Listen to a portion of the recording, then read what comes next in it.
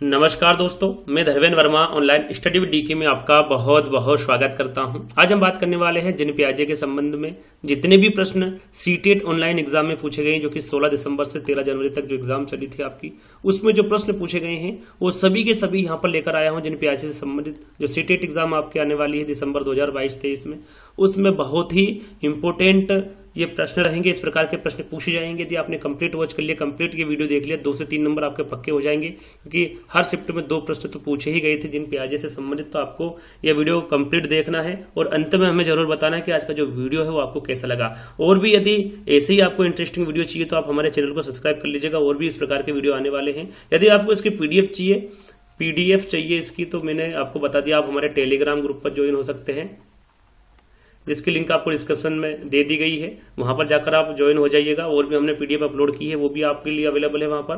तो टेलीग्राम पर जुड़ जाइएगा। और भी अपडेट जो होती है वहां पर हम सब आपको जानकारी दे देते हैं। तो आप आज यहाँ पर जिन प्याजे से संबंधित आपको प्रश्न मिलने वाले हैं जो कि सीटेट ऑनलाइन एग्जाम में पूछे गए हैं। यहाँ पर उनका चित्र है, चित्र आप देख सकते हैं। और सबसे पहले आपको पता होना चाहिए कि जिन प्याजे ने कौन सा सिद्धांत दिया है। तो उन्होंने संज्ञानात्मक विकास का सिद्धांत दिया है।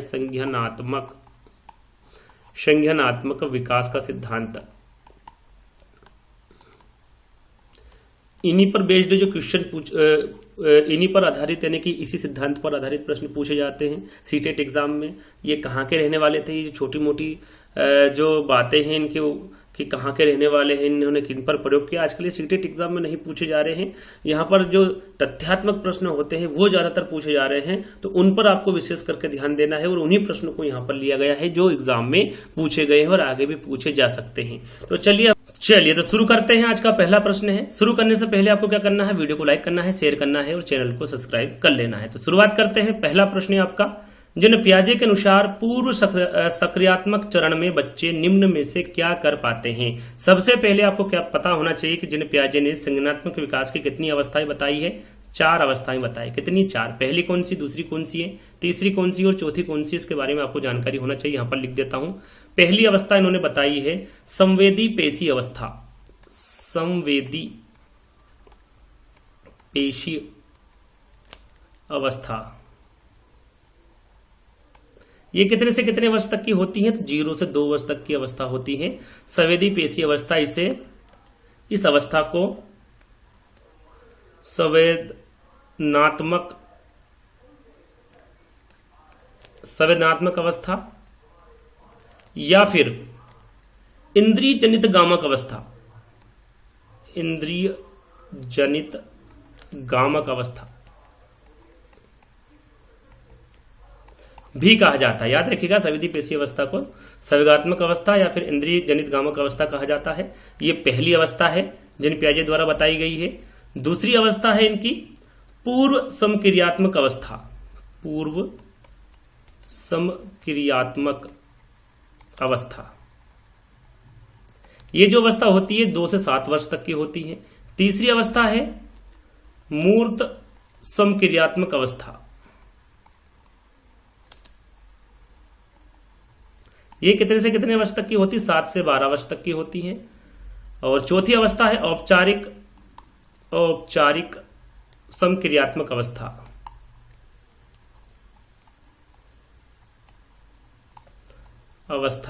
ये कितने से कितने वर्ष तक की होती? 12 से आगे तक की जो अवस्था होती है ये औपचारिक सक्रियात्मक अवस्था इनके द्वारा बताई गई। तो पहली कौन सी, दूसरी, तीसरी और चौथी कौन सी है, इसके बारे में आपको पता होना चाहिए। इसे संवेगात्मक अवस्था और इंद्रिय जनित गामक अवस्था भी कहते हैं। इस अवस्था में बच्चा अपने ज्ञानेंद्रियों के माध्यम से सीखता है, इसलिए इसे इंद्रिय जनित गामक अवस्था के नाम से भी जाना जाता है। चलिए अब प्रश्न की ओर बढ़ते हैं। आपका पहला प्रश्न है, जिन प्याजे के अनुसार पूर्व समक्रियात्मक चरण, ये कौन सी अवस्था है? दूसरी अवस्था है, जो कि 2 से 7 वर्ष तक की होती है ना। इसमें बच्चे निम्न में से क्या कर पाते हैं? प्रतिलोमिक चिंतन कर पाते हैं, प्रतीकात्मक खेल कर पाते हैं, अनुक्रमिक वर्गीकरण कर पाते हैं या फिर संरक्षण कर पाते हैं। तो यहाँ पर जो पूर्व समक्रियात्मक चरण है, इसमें बच्चे जो होते हैं वो प्रतीकात्मक खेल कर पाते हैं। पूर्व सक्रियात्मक अवस्था किसे कहते हैं, सबसे पहले तो आपको पता होना चाहिए। तो इस अवस्था में जो बच्चा होता है वो सामने आने वाली जो चीजें होती है उसको देख पाएगा, समझ पाएगा, लेकिन उनको किसी भी प्रकार से क्रिया नहीं कर पाएगा। तो यहां पर जो लिखा हुआ है प्रतीकात्मक खेल, प्रतीकात्मक यानी कि प्रतीक, चिन्ह, सिंबल की यहां पर बात हो रही है। सिंबल का यूज करके सिंबल का वो यूज करने में निपुण हो जाता है पूर्व सक्रियात्मक चरण में। जो सिंबल होते हैं जैसे कि चाबी हो गई, कोई खिलौना हो गया, यदि आपने किसी खिलौने की बात करी उसके सामने, या फिर किसी चाबी की बात करी, उसको दिखाया और वहां पर टांग दी, और यदि कल या परसों उसके चाबी का जिक्र किया उससे, तो वो वहां पर अपने हाथों से बता देगा कि चाबी वहां पर रखी है। तो इस प्रकार के जो खेल होता है वो अपने आप ही खेलता रहता है, अपने अंदर उस इमेज को बना लेता है, अपने माइंड में उस इमेज को सेट कर लेता है कि ये चाबी है, ये खिलौना है। इस प्रकार के वो वहां पर कोई प्रतिक्रिया नहीं कर पाता है, लेकिन अपने मन में वो माइंड में उस इमेज को वो बना लेता है। इस प्रकार के जो खेल है वो प्रतीकात्मक खेल होते हैं। तो यहाँ पर सेकंड वाला विकल्प आपका बिल्कुल सही होगा। तो अगले प्रश्न की ओर चलेंगे। अगला प्रश्न है आपका, एक छोटी बालिका प्रतीकात्मक खेल कर पाती है। यहां पर देखिए कौन सा खेल कर पाती है, वो प्रतीकात्मक खेल। अभी मैंने आपको बताया प्रतीकात्मक खेल किसे कहते हैं, पर अभी दूसरे व्यक्ति का दृष्टिकोण नहीं समझ पाती है और वहां अपनी पकड़ से बाहर की घटनाओं की वजह से आसानी से परेशान हो जाती है। जिन पियाजे द्वारा सुझाए चरणों में से कौन सा चरण इस बालिका के वर्तमान स्तर को अंकित करता है, ये आपको बताना है। देखिए इतना बड़ा प्रश्न दे रखा है, लेकिन अब आपको ध्यान कहां पर देना है, प्रतीकात्मक खेल के ऊपर, क्योंकि यहाँ पर सिर्फ जो बालिका है वो प्रतीकात्मक खेल ही कर पाती है, ना वो अभी दूसरे व्यक्ति के दृष्टिकोण को समझ पा रही हो, ना ही अपने पकड़ से बाहर की घटनाओं की वजह से वो आसानी से भी वहां पर परेशान हो जाती है। तो कौन सा वो क्या कर पाती है, सिर्फ प्रतीकात्मक खेल कर पाती है। और प्रतीकात्मक खेल क्या होता है मैंने अभी आपको बताया। तो ये कौन सी अवस्था होगी, आपकी पूर्व सक्रियात्मक अवस्था होगी, जो कि 2 से 7 वर्ष तक की अवस्था होती है, जो कि पियाजे के द्वारा बताई गई है। तो इसके बारे में आपको जानकारी दे दी गई है। अगले प्रश्न की ओर बढ़ेंगे। अगला प्रश्न है आपका, पियाजे के सैद्धांतिक दृष्टिकोण से नई सूचनाओं को अपने मौजूदा ज्ञान में शामिल करने को क्या कहते हैं। यहां पर देखिए नई सूचना को अपने मौजूदा ज्ञान में शामिल करना क्या कहलाता है। यदि आपको पता होगा कि समायोजन किसे कहते हैं, सामाजिकरण किसे कहते हैं, आत्मसातकरण किसे कहते हैं, संगठन किसे कहते हैं, तो आप आसानी से यहां पर आंसर लगा सकते हैं। तो यहां पर मैं आपको बता दूं कि सही आंसर मैं आपको बता देता हूं, आत्मसातकरण होगा। क्या होगा, आत्मसातकरण होगा। पूर्व ज्ञान को नए ज्ञान के साथ जोड़ना, पूर्व ज्ञान को नए ज्ञान के साथ जोड़ना ही क्या होता है, आत्मसातकरण होता है। यानी कि नई सूचनाओं को अपने मौजूदा ज्ञान में शामिल करना ही आत्मसातकरण होता है। यहां पर देखिए समायोजन भी दे रखा, समायोजन किसे कहते हैं इसके बारे में भी आपको पता होना चाहिए। तो यहां पर जैसे कि मैंने आपको आत्मसातकरण बताया कि पूर्व ज्ञान को नए ज्ञान के साथ जोड़ना आत्मसातकरण कहलाता है, वैसे पूर्व ज्ञान में परिवर्तन करना, पूर्व ज्ञान में परिवर्तन करना और वातावरण के साथ तालमेल बिठाना, उसे क्या कहेंगे आप, समायोजन कहेंगे। क्या कहेंगे उसे आप, समायोजन कहेंगे। यहां पर समाजीकरण के बारे में आपको पता होगा। यहां पर एक शब्द और है संगठन, संगठन। संगठन किसे कहते हैं, तो संगठन देखिए एक शब्द आएगा आगे स्कीमा, इसके बारे में आगे बताऊंगा जैसे जैसे प्रश्न आएगा।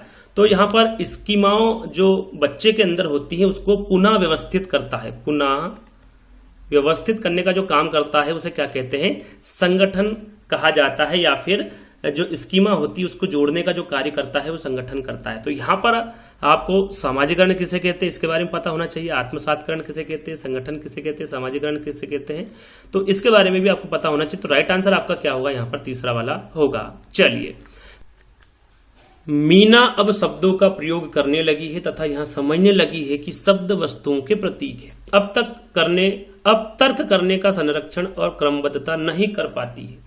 मीना पियाजे के संज्ञानात्मक विकास की किस अवस्था पर है। यहां पर देखिए जो मीना है वो शब्दों का प्रयोग करने लगी है, वो समझने लगी है कि वह शब्द वस्तुओं के प्रतीक है। जो पहले वो सिंबल बनाती थी, यानी कि जो अपने माइंड में जो इमेज बनाती थी वो क्या है, वस्तुएं हैं, ये अब वो समझने लगी है। लेकिन अब वह तर्क करने का संरक्षण और क्रमबद्धता नहीं कर पाती। 2 शब्द यहां पर दिए हुए, संरक्षण और क्रमबद्धता।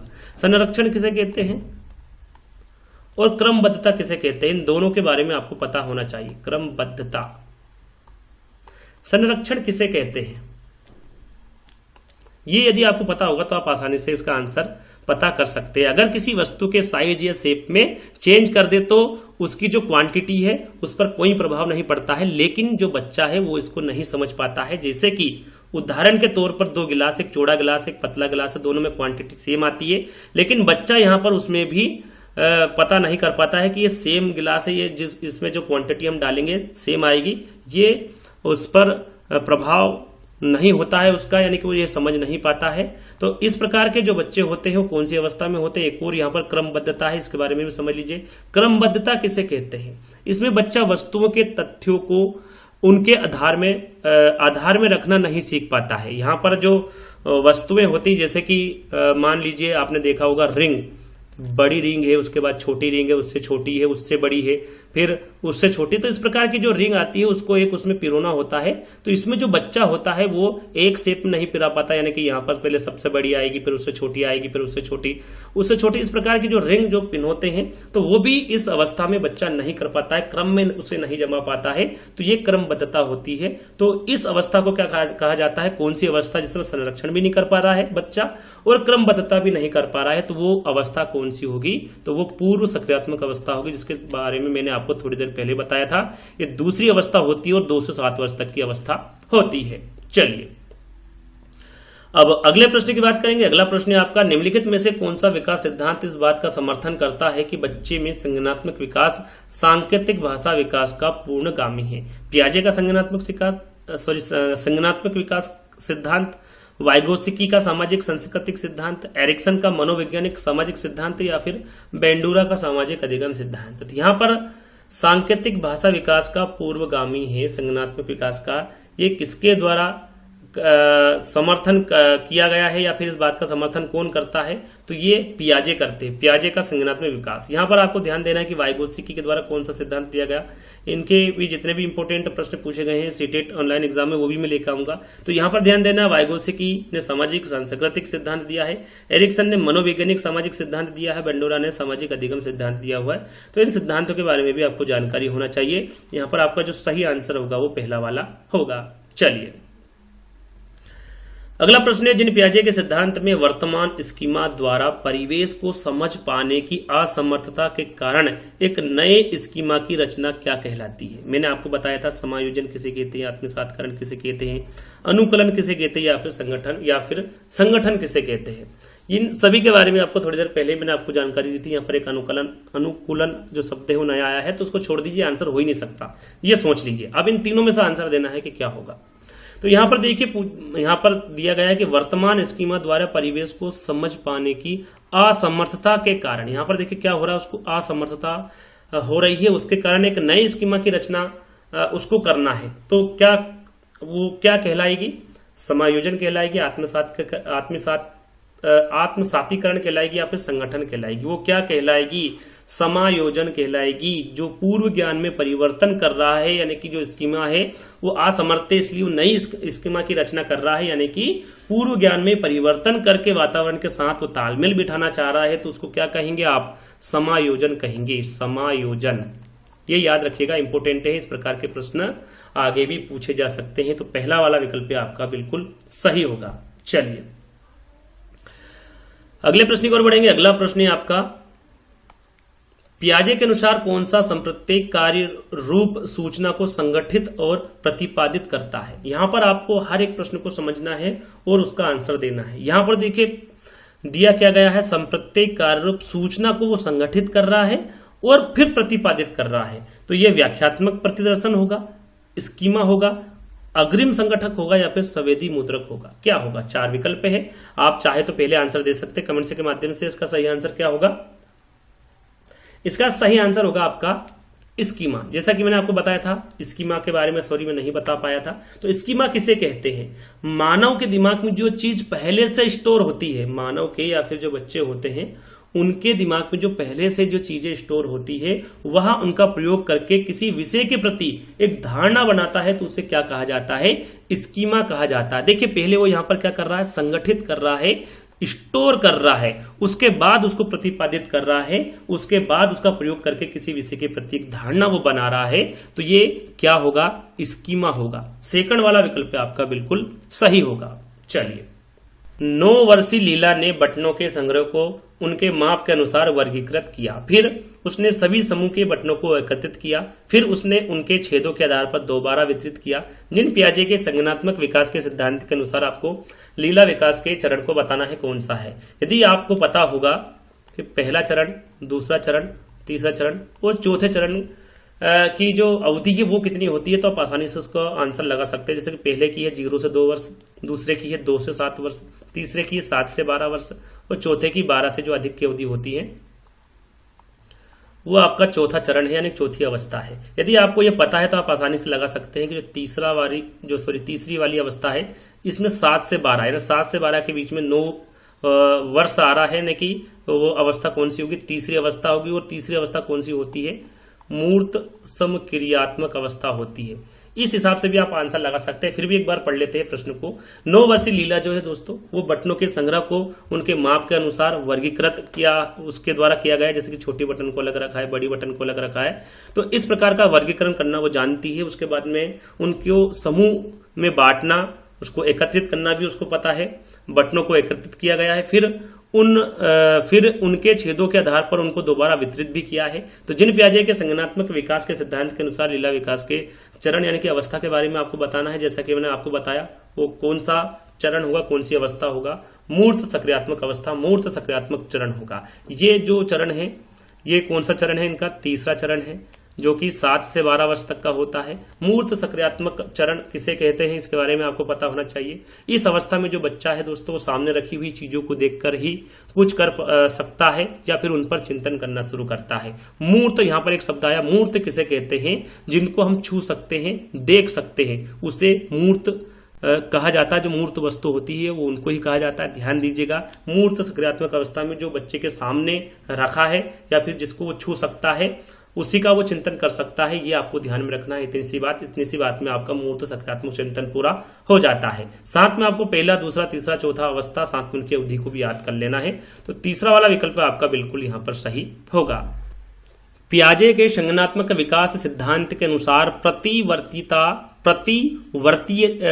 किसी क्रिया को उल्टे क्रम में कर पाना किस चरण की बुनियादी उपलब्धि। यहां पर देखिए उल्टा क्रम दे रखा है, इसे क्या कहते हैं, अपलटावी कहते हैं। क्या कहते हैं इसे, अपलटावी कहते हैं। इसमें क्या होता है, इसमें बच्चा वस्तुओं, संख्याओं या फिर कोई समस्या हो उसमें उलटना पलटना नहीं सीख पाता है, उसको उसकी समझ नहीं होती है।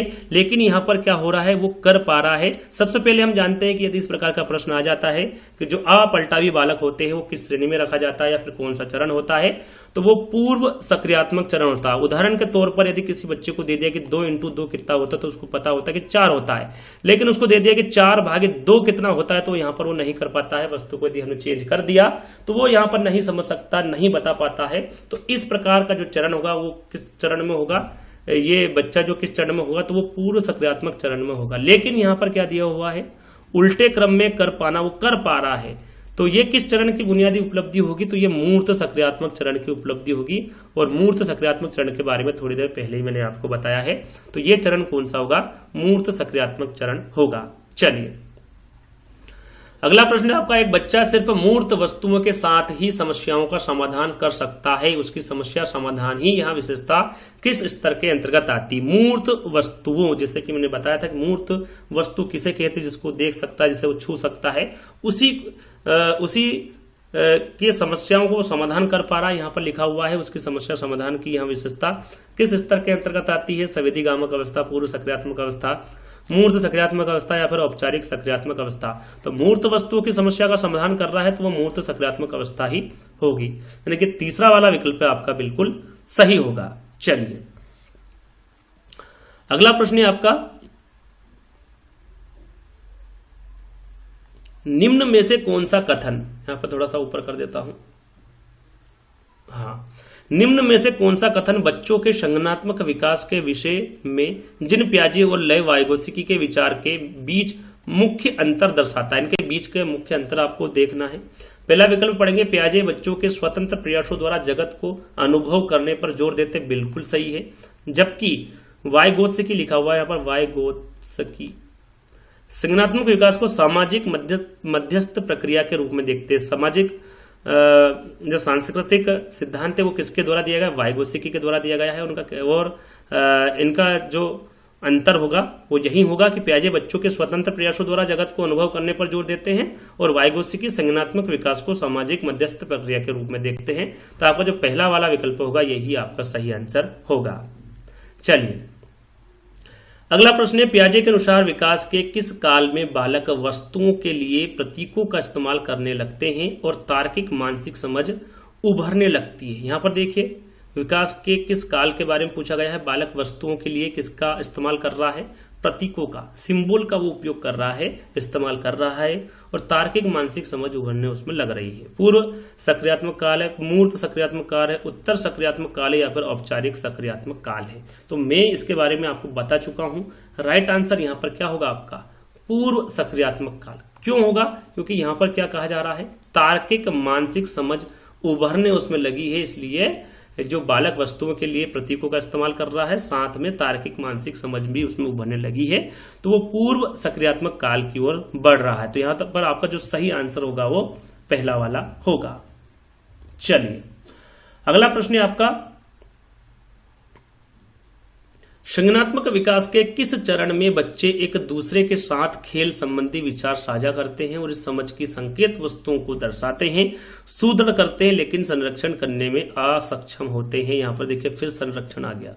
और मैंने क्या बताया था, संरक्षण किसे कहते हैं, अगर किसी वस्तु के साइज या शेप में चेंज कर दे तो उसकी क्वांटिटी पर कोई प्रभाव नहीं पड़ता है, लेकिन बच्चे को इसकी समझ नहीं हो पाती है, इसे क्या कहते हैं, संरक्षण कहते हैं। और ये किस अवस्था में होता है जिसमें संरक्षण की समझ नहीं होती, इसके बारे में आपको बता दिया हूं, थोड़ी देर पहले बताया था। संवेदी पेशी अवस्था है, औपचारिक सक्रियात्मक अवस्था है, पूर्व सक्रियात्मक अवस्था या फिर मूर्त सक्रियात्मक अवस्था है, तो वो है आपका पूर्व सक्रियात्मक अवस्था। इस अवस्था में जो बच्चा है वो ये पता नहीं कर पाता है, जैसे कि मैंने आपको गिलास का उदाहरण दिया था, एक लंबा गिलास है, ये वाला लंबा गिलास है और ये चौड़ा गिलास है, इसमें वो अंतर नहीं कर पाता है, क्वांटिटी सेम इसमें आती है लेकिन वो ये अंतर नहीं कर पाता है कि दोनों ही सेम है। तो ये कौन सी, इसको ये अभाव रहता है इस चीज का, तो ये कौन सी अवस्था में होता है, पूर्व सक्रियात्मक अवस्था में होता है।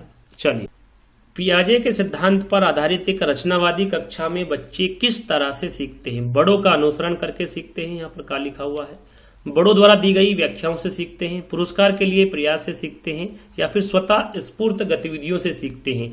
पियाजे के सिद्धांत पर आधारित पूछा गया है कि एक रचनावादी कक्षा में बच्चे किस तरह से सीखते हैं, तो यह स्वतः स्फूर्त गतिविधियों से सीखते हैं। बाकी यहाँ पर देखिए बड़ों का अनुसरण करके सीखते हैं, बड़ों द्वारा दी गई व्याख्याओं से सीखते हैं और पुरस्कार के लिए प्रयास से सीखते हैं। तो ये किस सिद्धांतों पर आधारित है, तो याद रखिएगा यदि बड़ों पूछा जाए कि बड़ों का अनुसरण करके सीखते हैं, ये किस सिद्धांत पर आधारित है, किसके सिद्धांत पर आधारित है, तो ये बंडूरा के सिद्धांत पर आधारित है। बड़ों द्वारा दी गई व्याख्याओं से सीखते हैं, ये किस सिद्धांत पर, किसके सिद्धांत पर आधारित है, तो ये वाइगोत्स्की के सिद्धांत पर आधारित है। पुरस्कार के लिए प्रयास से सीखता है, ये किस सिद्धांत पर आधारित है, किसके सिद्धांत पर आधारित है, तो ये स्किनर। तो यहां पर आपको इनके बारे में भी जानकारी होना चाहिए।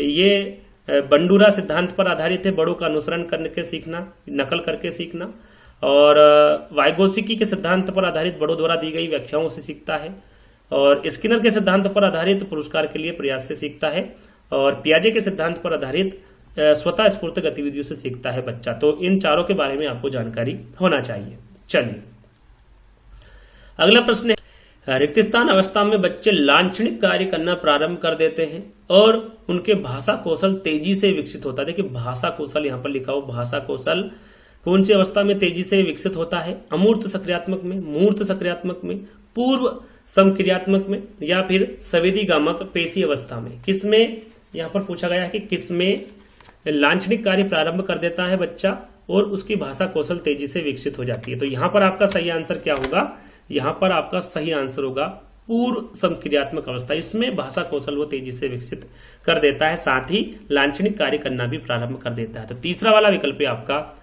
सही होगा।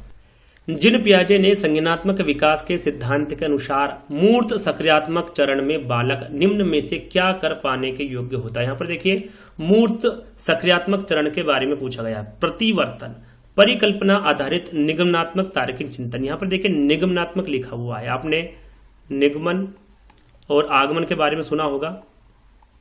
निगमन में नियम से उदाहरण की ओर चला जाता है, उदाहरण की ओर चला जाता है, और आगमन में उदाहरण से नियम की ओर चला जाता है। तो यहाँ पर जो मूर्त सक्रियात्मक चरण है उसमें जो बच्चा होता है वो उदाहरण से नियम की ओर चलेगा, और जो आपकी औपचारिक सक्रियात्मक अवस्था है या फिर जो अमूर्त सक्रियात्मक अवस्था है उसमें बच्चा निगमन यानी कि नियम से उदाहरण की ओर चलेगा। तो आपका दूसरा वाला विकल्प गलत होगा। अमूर्त चिंतन ये भी उसी का रूप है, प्रतिज्ञाप्ति चिंतन भी यहाँ पर गलत आंसर होगा। आपका सही आंसर क्या होगा? प्रतिवर्तन यानी कि परिवर्तन। अब प्रतिवर्तन थोड़ी देर पहले मैंने आपको बताया था कि जो बच्चा संख्याओं और वस्तुओं को पहचानने लग जाता है, सीख जाता है, इन संख्याओं को उलट पुलट कर सकता है या कह सकते हैं कि उनकी मूल स्थिति में वो वापस ला सकता है, तो इस प्रकार का जो बच्चा है वो मूर्त सक्रियात्मक चरण में रहेगा यानी कि प्रतिवर्तन रहेगा। पहला वाला विकल्प आपका सही होगा। प्रतिवर्तन कर पाने के योग्य वहां जो बच्चा होता है वो होता है।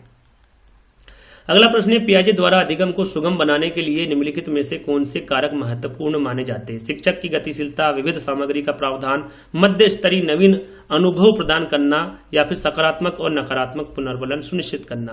कूट में आपको आंसर देना है। चौथा विकल्प आप पढ़ेंगे तो सकारात्मक पुनर्बलन और नकारात्मक पुनर्बलन ये किसके द्वारा दिया गया है? स्किनर के द्वारा दिया गया है। किसके द्वारा? स्किनर के द्वारा दिया गया। और यहाँ पर पियाजे की बात हो रही है। पियाजे ने जो महत्वपूर्ण कारक दिए हैं अधिगम को सुगम बनाने के लिए, वो शिक्षक की गतिशीलता, विविध सामग्री का प्रावधान और मध्य स्तरीय नवीन अनुभव प्रदान करना, ये जो कारक है महत्वपूर्ण माने जाते हैं अधिगम को सुगम बनाने के लिए पियाजे द्वारा। तो यहाँ पर आपका जो सही आंसर होगा वो सेकंड वाला होगा। चलिए, किस स्तर पर बच्चों में अपने आसपास की दुनिया के बारे में एक जीववादी दृष्टिकोण होता है और ये मानते हैं कि पेड़ पौधे और चलते हुए बादलों और लुढ़कते पत्थरों की मनसाए और इरादे हो सकते हैं? ये कौन सी अवस्था होती है? तो यहां पर देखिए जीववादी दृष्टिकोण लिखा हुआ है। जीववादी किसे कहते हैं? जीववादी।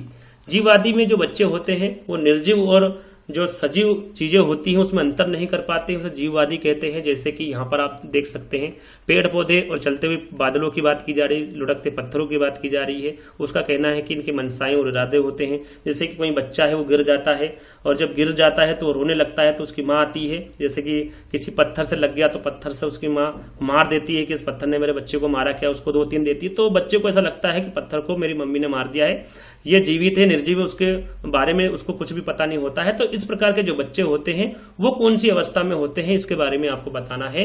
तो वो कौन सी अवस्था में होंगे? पूर्व सक्रियात्मक अवस्था में होंगे। याद रखिएगा, इसमें जीववादी का अभाव रहता है पूर्व सक्रियात्मक अवस्था में। तो सेकंड वाला विकल्प आपका बिल्कुल सही होगा। चलिए, अफसा आलू की एक चिप्स को दिखाते हुए कहती है कि तितली। जिन पियाजे के अनुसार इस प्रकार के प्रतीकात्मक विचार किस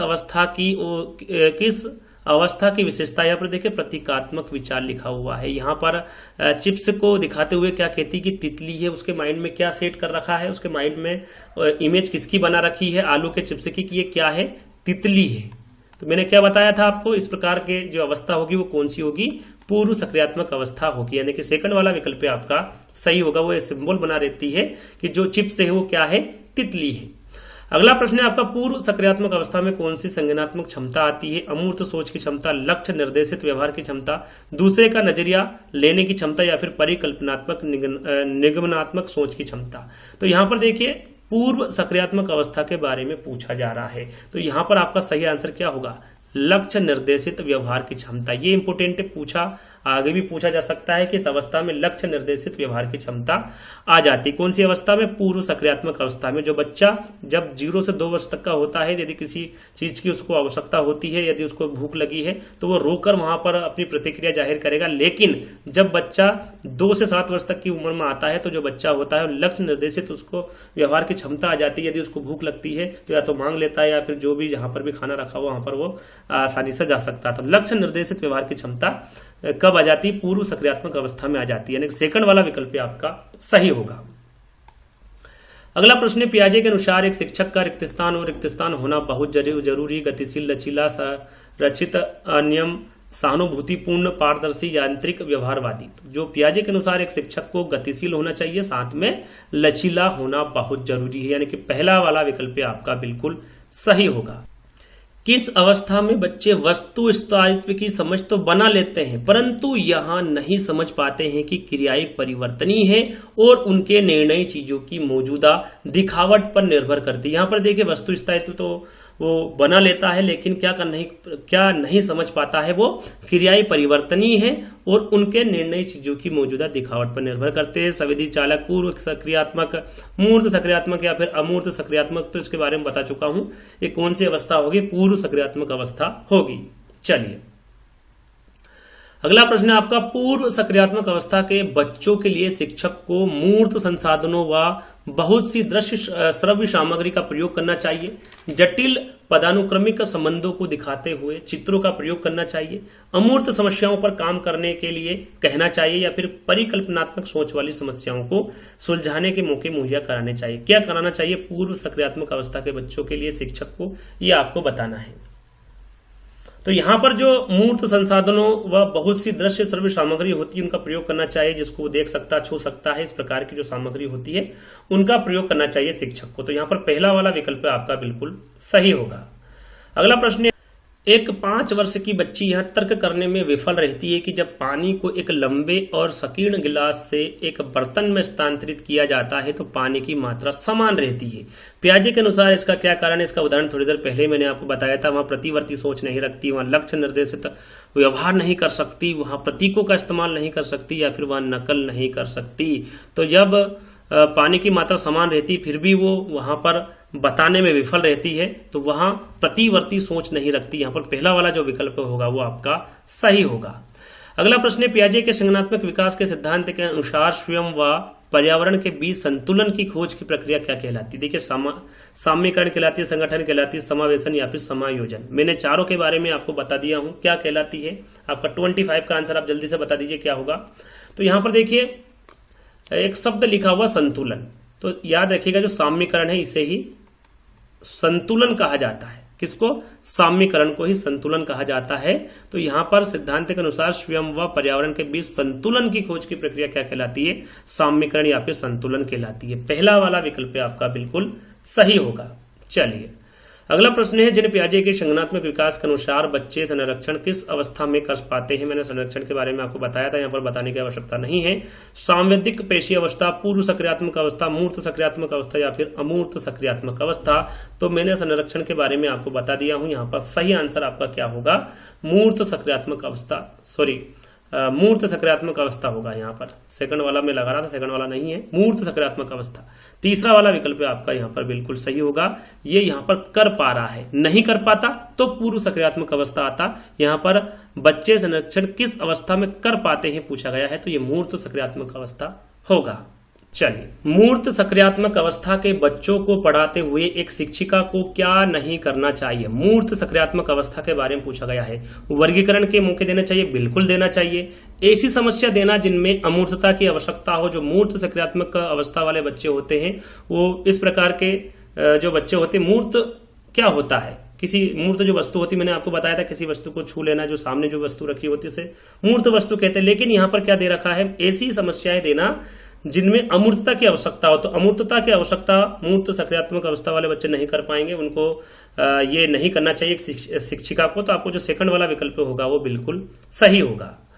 अगला प्रश्न है, मूर्त सक्रियात्मक अवस्था के बच्चों के लिए एक शिक्षिका को, यहाँ पर फिर से मूर्त सक्रियात्मक अवस्था के बच्चों के लिए पूछा गया, लेकिन विकल्प को बदल दिया गया है। विकल्प आपके सामने है कि अमूर्त संरचनाओं से सरोकार करने के लिए खूब अभ्यास करवाना चाहिए। इससे पहले जो प्रश्न पूछा गया था वो नेगेटिव प्रश्न पूछा गया था और ये पॉजिटिव प्रश्न पूछा गया, क्या करना चाहिए? मूर्त सक्रियात्मक अवस्थाओं के बच्चों के लिए एक शिक्षिका को क्या करना चाहिए? तो अमूर्त संरचनाओं के सरोकार करने के लिए खूब अभ्यास करना चाहिए। तो अमूर्त आ गया, ये बिल्कुल गलत होगा।